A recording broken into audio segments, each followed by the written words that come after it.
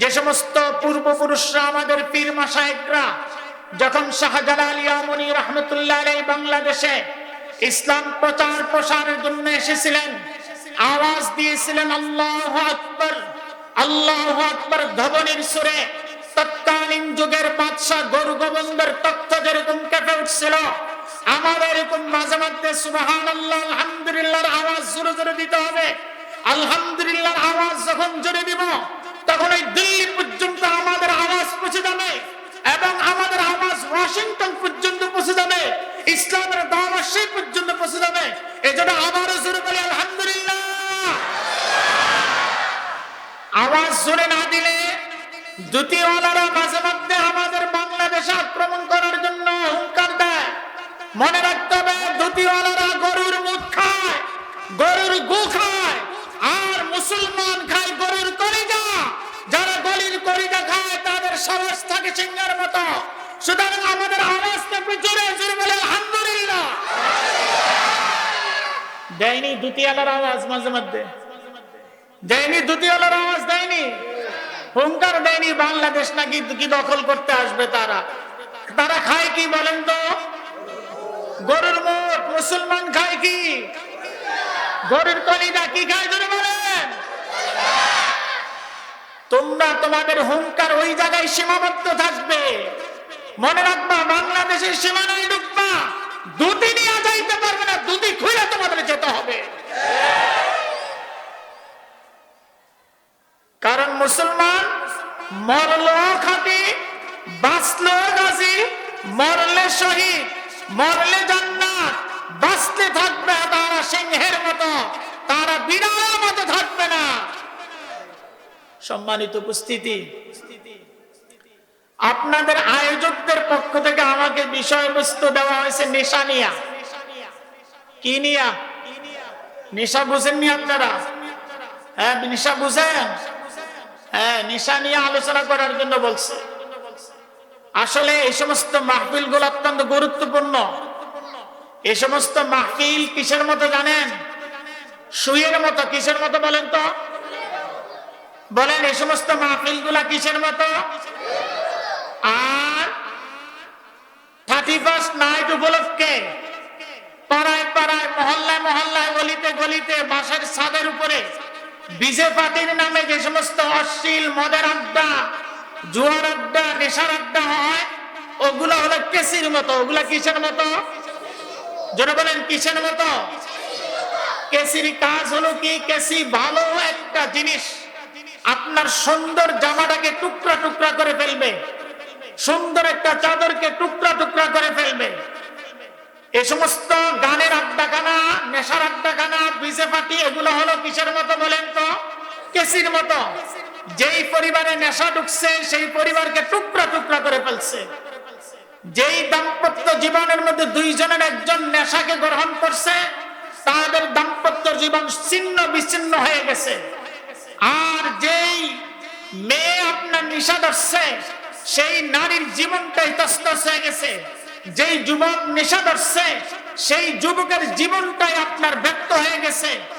আর এই মাহফিল গুলা এমন একটা দামি, যদিও ছোট্ট সুয়ের মতো, সুয়ের কাজ হলো টুকরা টুকরা জিনিসগুলাকে একত্রিত করে একটা জামায় পরিণত করে দেয়, সুন্দর একটা প্যান্ডেলে পরিণত করে দেয়। এই মাহফিল গুলা হলো সুয়ের মতো। এই মাহফিল গুলা মানুষের সাথে মানুষের হৃদয়ের সম্পর্ক করে দেয়, দাম্পত্য জীবনে এক পরস্পরের মধ্যে আন্তরিকতা তৈরি করে দেয়, বন্ধুর সাথে বন্ধুর সম্পর্ক গড়ে তুলে দেয়, এবং নেশাখোরকে নেশা ছাইরা ভালো পথে আসার মসজিদের সম্পর্কে তাল্লুক করে দেয়। সুতরাং এই সমস্ত মাহফিল গুলা দরকার আসেনি?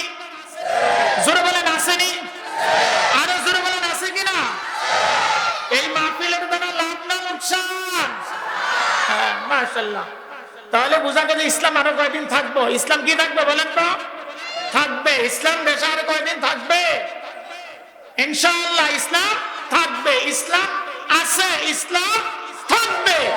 ওই বাতিলপন্থী নাস্তিক মুরতাদ জালিমরাই বিতাড়িত হবে। কথা ঠিক কিনা জোরে বলেন। আপনারা জানেন, শুনছেন হয়তো, আমারে 10 দিনের জন্য গুম করছিল, আয়না ঘরে নিয়ে রাখছিল। কি যে জীবন কাটাইছি, শুধু একমাত্র মিম্বর থেকে আওয়াজ দিয়েছিলাম সুদ ঘুষ নিয়া, আমাকে আয়না করে নিয়ে রাখছে কয়টা দিন, 10টা দিন। পৃথিবীর সাথে সম্পর্ক ছিল না, আমি সূর্যের আলো দেখতে পারি না। কি যে ভয়াবহ অবস্থা ছিল। আল্লাহ সেখান থেকে আমাদেরকে বাঁচাইছেন কিনা? বাঁচানোর মালিক কে? আরো জোরে বলেন, বাঁচানোর মালিক কে? সম্মানিত উপস্থিতি, আল্লাহ বলেন, ইয়া আইয়ুহাল্লাযীনা আমানু ইন্নামাল খামরু, ও ঈমানদাররা, ইন্নামাল খামরু ওয়াল মাইসির, মদ, জুয়া, প্রতিমা পূজা এবং অন্যান্য যে সমস্ত দেব দেবীদের কাজ কর্মগুলো, আল্লাহ বলেন রিজসুম মিন আমালিশ শাইতান। এটা কার কাজ? আরো জোরে বলেন। অর্থ কিন্তু আপনারাই পারেন। এটা কার কাজ? মদ খাওয়া কার কাজ? বাবা খাওয়া কার কাজ? পেন্সিডিল খাওয়া কার কাজ? জোরে বলেন, কার কাজ? এটা মানুষের কাজ না। কার কাজ না বলেন তো? মানুষের কাজ না, এটা কার কাজ? মাশাআল্লাহ, আপনারাই তো অর্থ পারতেছেন। এটা কার কাজ? শয়তানের কাজ। সুতরাং মানুষ মদ খাইতে পারে না, মানুষ নেশা করতে পারে না, মানুষ কোন মানব সম্প্রদায়ের কোন মানব সন্তান আপনার ডেন্ডি, পেন্সিডিল এবং বিভিন্ন ধরনের নেশা জাতীয় দ্রব্য এগুলা খেতে পারে? এগুলা কার কাজ?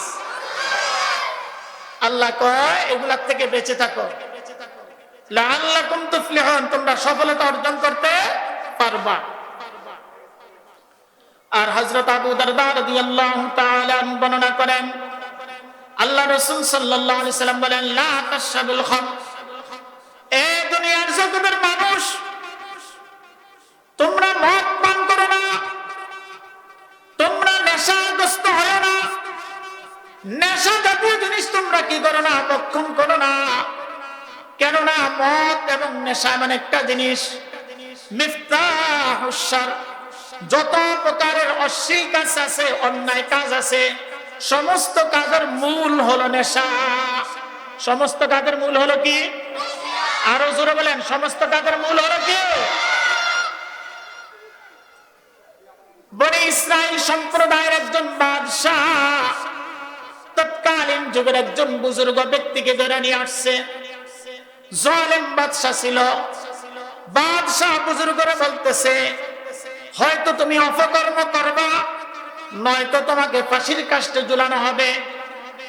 বাদশার কথা শুই না ওই জৈনিক বুজুর্গ ব্যক্তি বললেন, ওগো বাদশাহ, আমি তো একজন নিরীহ লোক, আমার সাথে কোন রাষ্ট্রের সাথে সম্পর্ক নাই, খানকা নিয়ে থাকি, মাদ্রাসা নিয়ে থাকি, তালিম তরবিয়ত নিয়ে থাকি, আপনি কেন আমাকে ধরে নিয়ে আসছেন?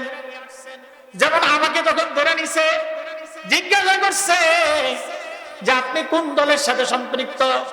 আমি বললাম, বাইরে আমি তো একটা মসজিদের মধ্যে দীর্ঘ 25 বছর লাগাতার ইমামতি করতেছি, আমি তো কোনো সংগঠনের সাথে জড়িত নই। এরকম ভালো ভালো লোক নিয়ে আয়না করে রাখছি। আরে জোরে বলেন না কেন? যেইটা সত্য ওইটা বলতে হবে আপনাদের, সত্য যেটা সেটা বলতে হবে। আমরা আজকে সত্য কথা যেখানে বলার সেখানে বলি না, যার কারণে সমাজের মধ্যে কত অশান্তি। যখন নেশাখোররা রাস্তার মোড়ে মোড়ে আড্ডা দেয়, যুবতী মেয়েদেরকে ইফটিজিং করে, যখন যুবতী মেয়েরা প্রকাশ্য অবস্থায় ধূমপান করে, বিড়ি সিগারেট খায়, আমরা মুসলমান হইয়া, বাপের বয়স হইয়া আমরা তাদেরকে বাধা প্রদান করি না। যার কারণে দিন দিন এটার প্রভাব বিস্তার এমন আকারে ধারণ করছে। এক জামানায় ছিল আপনার সেই হাই লেভেলের এলাকাগুলোতে, যে সমস্ত ভিআইপি এলাকাগুলো আমাদের দেশের গুলশান, বনানী, ধানমন্ডিতে, আজকে সে দেখা যায় আমাদের এই অলিতে গলিতে প্রকাশ্যভাবে তরুণ তরুণীরা আপনার ধূমপান করতেছে কিনা দেখতেছেন? এটা কিসের কারণে? আমরা বাধা প্রদান না করার কারণে। ফ্যামিলি তার মেয়ের খোঁজখবর রাখে না, বাবা তার ছেলের খোঁজখবর রাখে না, তার কারণে অবস্থা। ওই আল্লাহর ওলিকে যখন ধরে নিয়ে আসলো, বলা হলো 4টা কাজ করো, হয়তো করো, চারটা কাজের মধ্যে কোন একটা কাজ যদি করো তাহলে তুমি মুক্তি পাবা, নয়তোবা তোমাকে ফাঁসির কাস্টে ঝুলানো হবে। আল্লাহর ওলি চারটা কাজকে কি দেখলেন? এক নম্বর, তুমি হয়তো মানুষ হত্যা করবা, নয়তোবা 2 নম্বর জিনার কাজ করবা, 3 নম্বর হয়তোবা তুমি ঈমান থেকে বিচ্যুত হবা, 4 নম্বর তুমি মদ পান করবা। 4 নম্বর কি? মদ পান। আল্লাহর ওলি মনে করছে মদ আমি একটু খামো, বাকি তো গুনাহ থেকে বেঁচে যাবো, কিন্তু দেখা গেছে মদ পান করার কারণে বাকি 3টা তার দ্বারা সংগঠিত হয়ে গেছে। এই ঘটনার দ্বারা প্রমাণ পাওয়া যায়, আল্লাহর নবী রাসূল সাল্লাল্লাহু আলাইহি ওয়াসাল্লাম হাদিস, মুসলিম শরীফের হাদিস, যে তোমরা মদ পান করো না। মদ হলো সমস্ত গুনাহের মূল। মদ সমস্ত গুনাহের কি বলেন তো? মূল। কারণ যে মদ খায় তার আপন স্ত্রীকে মা ডাইকা ফেলে, অনেক সময় ডাকিনি আপন স্ত্রীকে মা ডাইকা ফেলে, ডাকি কিনা শুনে বলেন। আর এরকম হাজারো ঘটনা আছে। আল্লাহর নবী সাল্লাল্লাহু আলাইহি ওয়াসাল্লাম বলেন, প্রত্যেকটা নেশা জাতীয় জিনিস হলো খামর। ইন্নামা মুসকিরুন খামরুন ওয়াল খামরুন মুসকিরুন হারাম। আর প্রত্যেক নেশা জাতীয় জিনিস হলো হারাম। প্রত্যেক নেশা জাতীয় কি? তাহলে মদ খাওয়া হারাম না হালাল? জোরে বলেন, মদ খাওয়া হারাম না হালাল? রাসূল আরবি সাল্লাল্লাহু আলাইহি ওয়াসাল্লাম বলেন, আজকে দেখা যায় কোন কোন সমাজের কোন জায়গায় এমন কিছু জায়গা আছে যে জায়গায় মদের আড্ডা হয় কিনা? জোরে বলেন তো, হয় কিনা বলেন? হ্যাঁ হয়। কোন জায়গায় হয়?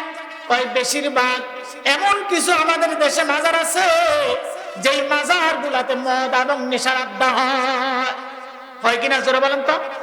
সব মাজারে নয়। শাহজালাল, শাহ ইয়ামুনি, শাহ মখদুম, শাহ করম, শাহ আলী, এই সমস্ত মাজারের কথা আমি বলি নাই। বড় বড় আল্লাহর ওলিদের মাজারের কথা বলি না। যে সমস্ত মাজার গুলা কোন প্রকারের কি নাই, কোন প্রকারের ভিত্তি নাই, ভিত্তিহীন জায়গায় মাজার বানাইয়া টাকা ইনকাম করার ধান্দা করতেছে, ওই জায়গায় সবচেয়ে বেশি আল্লাহর নাফরমানি কাজ চলে কিনা? জোরে বলেন। কুমিল্লাতে একটা মাজার আছে, না নাম হলো খরম শাহ। বলেন তো কি খরমত? তো বুঝেননি খরমত কি? জুতা। কোন এক বুজুর্গ কোন এক সময় আইছিল তার বাড়িতে বেড়াইতে, যাওয়ার সময় খরম গুলা রেখে গেছে। এই ধান্দা মাস চিন্তা করলো, আমার ফিরসাব যেহেতু আইছে, এখন যেহেতু কিছুই নাই, ফিরসাব যেহেতু মারা গেছে, ওনার মাজারে যেরকম টাকা ইনকাম করার ধান্দা, কাজে ওর জুতার আর একটা মাজার বানাইয়া এখানে এখন ওরস করা শুরু করে দিচ্ছে। কি নাউজুবিল্লাহ বলবেন না? এতগুলা মানুষ জোরে বলেন না নাউজুবিল্লাহ। আয় আল্লাহ, আপনারা কি শুনবেন? আমাকে শাহ আলী রহমতুল্লাহ আলাইহির মাজারে দাওয়াত দিয়েছে, মাহফিল করছি। করার পরে মাহফিল থেকে নামে আসার সময় চিন্তা করলাম, দীর্ঘ 25টা বছর মিরপুরে থাকি, তা আজকে একটু শাহ আলী রহমতুল্লাহ আলাইহির মাজারটা একটু কবর জিয়ারত করব। তো ব্যাগ কান্দে, সাথে আবার আপনার হলো জুতারা হাতে নিয়ে ভিতরে ঢুকলাম। কই হুজুর, জুতারা বাইরে রাখেন। মেজাজটা গরম হয়ে গেছে। বাইরেছি আমি কোথা থেকে বলেন তো? মসজিদ থেকে। কোথায় থেকে? শাহ আলী রহমতুল্লাহ আলাইহির মাজারের ডান পাশে মসজিদ কিনা? জোরে বলেন তো। মসজিদ থেকে নামলাম, মসজিদে যদি জুতা নিয়ে যাইতে পারি, তাহলে শাহ আলী রহমতুল্লাহ আলাইহির মাজারে জুতা নিয়ে যাইতে পারবো না কেন? বলেন। এই হলো আমাদের ইসলাম, এই হলো আমাদের মুসলমানদের হালাত। ইসলাম আমরা পরিপূর্ণভাবে পালন করি না। আল্লাহ বলেন, ইয়া আইয়ুহাল্লাযীনা আমানু দুখুলু ফিস-সিলমি কাফা। ও ঈমানদাররা, তোমরা পরিপূর্ণভাবে ইসলামের মধ্যে প্রবেশ করো। আজকে দেখা যায় নেশার তো আড্ডা, মদের তো আড্ডা, ইয়াবার তো সরাসরি যুবকদের যৌবন সব কিছু ফানি করে ফেলতেছে।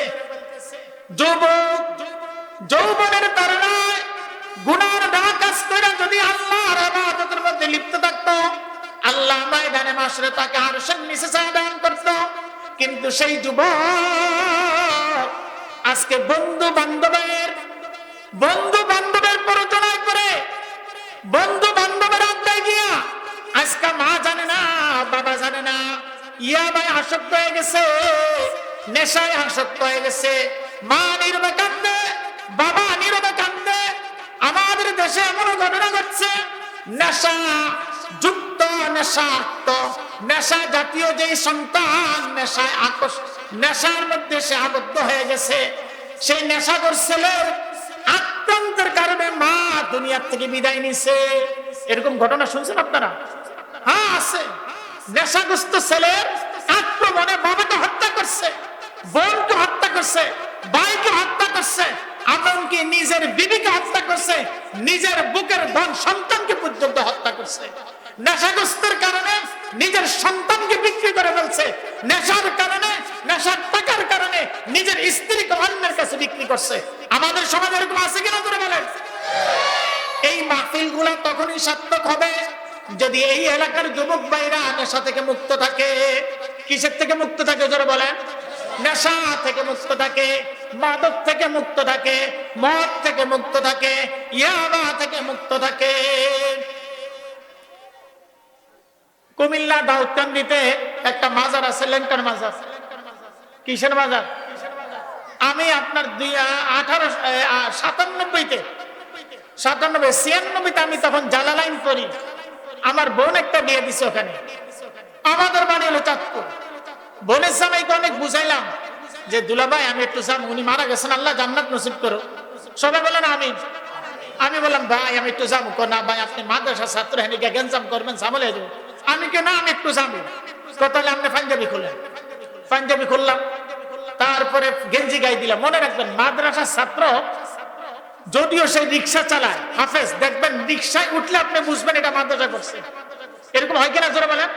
হ্যাঁ দেখবেন মাদ্রাসা যত কিছু করুক না কেন, কোন চাকরি করলেও বুঝবেন যে এটা মাদ্রাসা ছাত্র। তখন আমি গেছি, যাই হোক গেঞ্জি গঞ্জি গাই দিয়া। সেখানে গিয়া যা হালত দেখলাম, রাত্রে মানুষ বিভিন্ন জায়গায় সরাসরি ভাবে গাঁজা খাইতেছে, মদ খাইতেছে, শরীয়তের মারফতের গানের নামে আপনার সেখানে অশ্লীল কাজ, ছেলে মেয়ে একত্রিত হয়ে নাচানাচি করতেছে। এক জায়গায় গিয়া দেখি সম্পূর্ণ লেনটা একটা লোকের চতুর্দিকে তারা মানুষ বসে রয়েছে। তখন মেজাজটা লাগেনি খারাপ? বুঝাইলাম ভাই আচ্ছা এতগুলা যাই দেখছি এইটা আপনারা কি করতেছেন? তোকে কি করতেছি? কিছু তো করি নাই। আমি কিছু ল্যাংটা হইলে কি হয়েছে? এটার মধ্যে মাল আছে। বলেন তো কি আছে?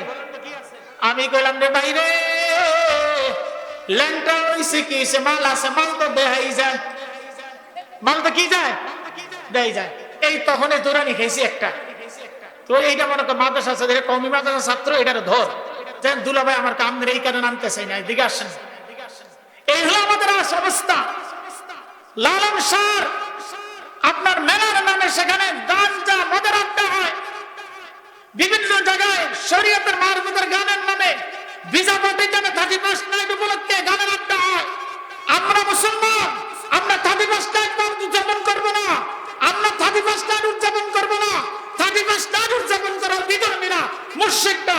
সুতরাং আমাদের সন্তানদেরকে এই 31 নাইট থেকে উদযাপন থেকে বিরত রাখার জন্য চেষ্টা করব।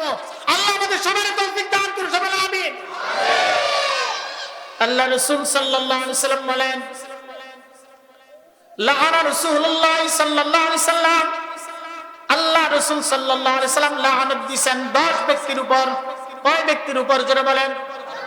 আরো জোরে বলেন, কয় ব্যক্তি? লাআনাল্লাহুল খামরা ওয়া শারিবাহা। কয় যে ব্যক্তি মদ পান করে, যেই ব্যক্তি ইয়াবা খায়, যেই ব্যক্তি ফেন্সিডিল খায়, যেই ব্যক্তি ডেন্ডি খায়, যেই ব্যক্তি কি করে নেশা করে, আল্লাহ রাসূল তারকে অভিশাপ দিয়েছেন। রাসূলুল্লাহ নবী সাল্লাল্লাহু আলাইহি সাল্লাম বলেন, লাআনাল খামরা ওয়া শারিবাহা, যারা মদ পান করে আল্লাহ রাসূল তাদেরকে অভিশাপ দিয়েছেন। ওয়া সাকিয়াহা, এবং যারা মদ পান করায় বিভিন্ন অফিস আদালতের মধ্যে মদ কি করে মানুষের সামনে পরিবেশন করে, এদের উপর নবীজি সাল্লাল্লাহু আলাইহি সাল্লাম অভিশাপ দিয়েছেন। ওয়া বায়াহা, ওয়া বায়াহা, যারা মদ বিক্রি করে, যারা ইয়াবা বিক্রি করে, যারা নেশা জাতীয় জিনিস বিক্রি করে, আল্লাহর নবী সাল্লাল্লাহু আলাইহি সাল্লাম তাদেরকে অভিশাপ দিয়েছেন। ওয়া মুফতাহা, এবং যারা ক্রেতা কিনে এদের উপর আল্লাহ তাআলার অভিশাপ দিয়েছেন। ও আসিরাহা, যারা ইয়াবা তৈরি করে, যারা ফেন্সিডিল তৈরি করে, যারা নেশা জাতীয় জিনিস গাঞ্জা এই সমস্ত বস্তুগুলা তৈরি করে, এদের উপর নবী করিম সাল্লাল্লাহু আলাইহি ওয়াসাল্লাম অভিশাপ দিয়েছেন। ওয়া মুহতাসিরাহা, এবং যারা উৎপাদন করে প্যাকেটজাত করে এদের উপর আল্লাহ রাসূল সাল্লাল্লাহু আলাইহি ওয়াসাল্লাম অভিশাপ দিয়েছেন। ওয়াল মাহমুলাত ইলাইহা ওয়া হামিলাহা, যারা সরবরাহকারী, এক জায়গা থেকে আরেক জায়গায় গাঞ্জা নিয়ে বিক্রি করে, এক জায়গা থেকে আরেক জায়গায় মদ নিয়ে বিক্রি করে, এক জায়গা থেকে আরেক জায়গায় আপনার ইয়াবা নিয়ে বিক্রি করে, আল্লাহ রাসূল সাল্লাল্লাহু আলাইহি ওয়াসাল্লাম এদের উপর অভিশাপ দান করছেন। তাহলে বোঝা গেল মদ, জুয়া এবং আপনার ইয়াবার সাথে যারা যেইভাবে সংশ্লিষ্ট হোক, আল্লাহ তাদের উপরে, নবীজি তাদের উপর কি দিয়েছেন বলেন অভিশাপ কি দিয়েছেন? নবীজির অভিশাপ মানে কি সব ঠিকাতি কথা? নবীজি অভিশাপ দিয়েছেন।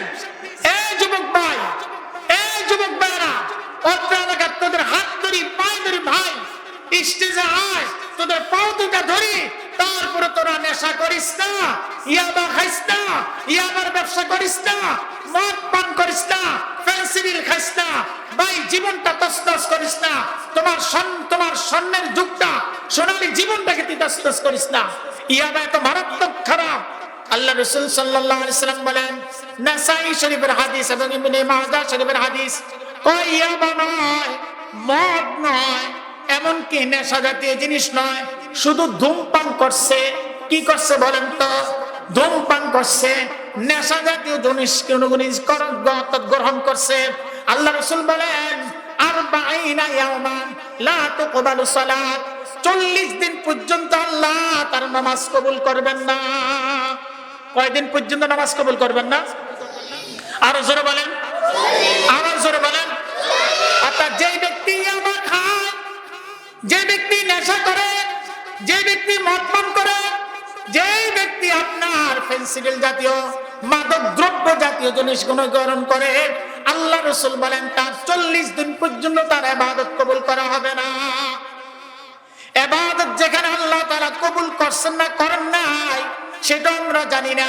শুধু নেশার কারণে আল্লাহ 40 দিন ইবাদত করবেন, কবুল করবেন না, এর চাইতে দুর্ভাগ্যের আর কি আছে রে ভাই? আল্লাহর নবী সাল্লাল্লাহু আলাইহি ওয়াসাল্লাম হাদিসের মধ্যে ইরশাদ করেন, অর্থাৎ যে ব্যক্তি মদ পান করে, আল্লাহ তার জিন্দেগিটাকে আল্লাহ তাআলা কি করে দেন? তছনছ করে দেন। কেমনে তছ করে? অর্থাৎ তার জৈবিক শক্তি আল্লাহ তাআলা দূর করে দেন, তার কুওয়াত, তার মেধা শক্তি বা আল্লাহ কমিয়ে দেন, তার স্মরণ শক্তি কমিয়ে দেন। দেখবেন মদখোর, নেশাখোর যখন তার মেধা লোপ পায়, তখন ভালো মন্দ কিছু বুঝতে পারে না। আছে কিনা এরকম? দেখেন কত ফ্যামিলির, কত মা চোখ দিয়া কান্দে, কত মা নীরবে কাঁদতেছে, কত বাবা নীরবে কাঁদতেছে। তার কারণ সন্তান, তার সন্তান নেশাখোর। কত স্ত্রী রাত শেষ রাত্রিটা আল্লাহর কাছে কান্দায়, আল্লাহ আমার স্বামী একজন নেশাখোর, এই নেশার থেকে বাঁচাও। কত দাম্পত্য জীবন আজকে তালাকের পর্যায়ে পৌঁছে গেছে, সারাসারি হয়ে গেছে, স্বামী স্ত্রীর সাথে সম্পর্ক নাই, শুধু একমাত্র নেশা জাতীয় জিনিস পরিবারে ঢুকার কারণে। যেই বাসায় নেশা ঢুকছে সেই বুঝে কি অবস্থা, কি হালত। আমার মসজিদে একবার টিন সেট যখন ছিল, এখন তো 6 তলা, একবার এক বুড়া করতে জানি আইসে, আপনার প্রায় 15-16 বছর আগে, মদ তো খাইছে, মসজিদের বারিন্দা খোলা থাকতো। তখন তো আর এরকম আপনার ছিল না। এই আপনার এই কল্যাণপুরের থেকে আমাকে জিলপাড়া যাইতে মাত্র 60 টাকা লাগবে। কয় টাকা? আর এখন 30 টাকা। এখন কয় টাকা লাগে? এই 25 বছর আগের ঘটনা বলি। তো কখন জানি মুরব্বী এটা আইসে, আয়া খাইছে, সকালবেলা ফজরের সময় উঠে নাই, এই বারিন্দা শেয়ারিস। তো অনেকবার বুঝাইছি, তো একটা খাদেমা ছিল, অনেকে বুঝাইছে উঠেন না, উঠে নেই। অনেক 8টা-9টার দিকে মুরব্বী উঠছে, মা বাবার মসজিদের বাথরুমে ঢুকছে, মেজাজ আরো গরম হয়েছে খাদেমের। পরে আমারে ডাকছে, আমি গেছি, চিল্লে উঠছি। একজন মুরব্বী হয়েছেন, কিন্তু আপনার মুখের মধ্যে থেকে এত দুর্গন্ধ কয়, এত দুর্গন্ধ, আপনি তো মনে হয় রাত্রে নেশা করছেন, মদ খাইছেন। তখন কিন্তু এরকম ইয়াবা, পেন্সিডিল এরকম সরাসরি ছিল না, তখন সরাসরি বাংলা মদ এই সমস্ত এগুলা ছিল। মদ খাই না, সে খাইছে গাঞ্জা। কি খাইছে? গাঞ্জা। মুরব্বী উঠে কয়, তো আমার উস্তাদ, যে উস্তাদ আমাকে গাঞ্জা খাওয়ান শিখাইছে, সে উস্তাদ বলছে গাঞ্জার কথা কোরআনে আছে। আর আসতে কোন, আর আসতে কোন, মেজাজটা আরো গরম হয়েছে। তখন বিয়ে শাদী করি নেই, আর যুবক মানুষ। তখন আমি চিল্লা উঠলাম, এই মিয়া কি করেন, পাগলামি করতেছেন এগুলা। প্রথম বলছেন পাগল টাগল, পরে বুঝলাম না পাগল না, এর বাড়ি আছে আগারগাঁও। আগারগাঁও বউ ধরানি দিছে, মদ খায় আইতে আইতে এনে হেরিছে। পরে জিজ্ঞাসা করলাম কি, আমার উস্তাদ কইছে গান নুন জবর গান, জিম জবর যা, গান যা খা জবর খা, গান যা খা। হ্যাঁ উস্তাদ মিলিয়ে কইছে, এরপর থেকে সে গান যা খাওয়া শুরু করছে। পরে জিজ্ঞাসা করলাম তোর উস্তাদকে। পরে যে উস্তাদ জীবনে মসজিদও আসে না, কেবলার দিকে ফিরে একটু আসারও খায় না, হে বলে এর উস্তাদ। পরে খবর নিয়ে দেখলাম ওই ভদ্রলোকের আপনার আগারগাঁও বাড়ি ছিল বিএনপি বস্তির লোক। তো এরকম লোক পৃথিবীর মধ্যে, সমাজের মধ্যে আসে না, জোরে বলেন তো। এই মদ খাওয়ার কারণে, গাঞ্জা খাওয়ার কারণে কি হয় জানেননি? এমন রোগ হয়, লিভার ক্যান্সার হয়। কিসের হয় বলেন তো? লিভার ক্যান্সারের মতো রোগ হয়। এই লিভার ক্যান্সারটা বেশিরভাগ ওই সমস্ত মদখোরদের হয়, যে সমস্ত লোকেরা শুধু মদ নিয়ে সবসময় আড্ডা করে, সবসময় মদ খায়, আর মদ আর নারী দুইটা জিনিস বুঝে। এরকম আমাদের সমাজে আসেনি? আরে ভদ্র ফ্যামিলির মধ্যে আছে, ভদ্র ফ্যামিলির মধ্যে আপনার ইয়াবা ঢুকে গেছে। সাধারণ ছেলে মেয়েরাও দেখা যায় এখন মদ ইয়াবার সাথে জড়িত। আরেকটা ঘটনা বলবো, এই মণিপুর স্কুলে একবার প্রোগ্রামে গেছিলাম। আপনারা যারা এখানকার প্রবীণ মুরব্বী, এই এলাকায় আগে এক সময় কামাল মজুমদার এমপি ছিল না, ছিল না মানে পুরাটা। উনি ওনার মুখ থেকে আমরা একটা কথা শুনছি, কি বলছে জানেননি? উনি গার্জিয়ানদের উদ্দেশ্য করে বলছেন যে এক মেয়ে এইটে পড়ে, মণিপুরের ছাত্রী, তার চাল চলনে কিছু একটা জিনিস শিক্ষকরা যখন পাইলেন, তার ব্যাগ সেক্টর হয়েছে, ব্যাগের মধ্যে ইয়াবা এবং আরেকটা জিনিস পাইছে। এখানে ছোট বাচ্চারা আছে, বললাম না, আরেকটা জিনিস পাইছে। উনি বললেন কোন পর্যায়ে চলে গেছে আজকে সামাজিক অবস্থা। ছোট্ট ছোট্ট মেয়ে, এইটা নারীর ছেলে, ছাত্রছাত্রীরা, এরা ইয়াবা সরবরাহের সাথে জড়িত। এবং শুধু চাই নয়, সাথে আরো অনেক কিছুর সাথে জড়িত তারা। মা খোঁজ রাখে না, বাবা খোঁজ রাখে না। বাবা মনে করে আমি টাকা ইনকাম করে আমার মেয়ের পিছনে মনে করে খরচ করি। আল্লাহর আদালতের জন্য জবাবদিহি করতে হবে। কার আদালতে বলেন তো? আল্লাহর আদালতে। যারা মদ খায় তাদের ফুসফুসে ক্যান্সার হয়। কিসে ক্যান্সার হয়? ফুসফুসে ক্যান্সার হয়। যারা গাঞ্জা খায়, যারা নেশা করে, তাদের লিভার নয়। এমনও দেখা যায় কোন কোন নেশাখোরদের এমন অবস্থা পৌঁছে যায়, যৌন শক্তি একবারে শেষ পর্যায়ে পৌঁছে গিয়া এমন পর্যায়ে পৌঁছে, তখন বন্ধ্যত্ব হয়ে যায়, ছেলে হয় না, মেয়ে হয় না। অনেক নারীরা মদের সাথে জড়িত, নেশার সাথে জড়িত, ও সমস্ত নারীদের ছেলে মেয়ে হয় না। অনেক যুবক নেশার সাথে জড়িত, নেশার সাথে জড়িত হওয়ার কারণে তারা বন্ধ্যত্বের মধ্যে পৌঁছে গেছে, তাদের ছেলে হয় না, মেয়ে হয় না। এটা ডাক্তারদের পরীক্ষা। তা আমরা কোন জায়গায় বসবাস করতেছি? আজকে নেশা আমাদের রন্ধে রন্ধে ঢুকে গেছে, এবং এই নেশার সাথে একবারে হাইকোর্টের লোক পর্যন্ত জড়িত। এমনকি আমার উফরি মাসিক খায় নেশা। এই বেটা নামাজের কথা কইতেছস, টাইম মতো দিব ইনশাল্লাহ। নামাজের সময় কয়টা বাজে? 6:30 বেজে গেছে। আচ্ছা, আমরা একটা আমার সাথে আপনারা সবাই আওয়াজ দেন, ইনশাল্লাহ আমরা নেশার সাথে জড়িত হবে না, ইনশাল্লাহ বলেন, জোরে বলেন। এই এলাকার লোক, এই এলাকাকে আমরা নেশা মুক্ত করবো, মদ মুক্ত করবো, এবং নেশার সাথে যারা সম্পৃক্ত থাকবে তাদেরকে সামাজিক ভাবে বয়কট করবো, এবং তাদেরকে আমরা সৎ পথে আনার জন্য চেষ্টা করবো। আল্লাহ আমাদেরকে সেই তৌফিক দান করুক। ওমা তৌফিক ইল্লা বিল্লাহ।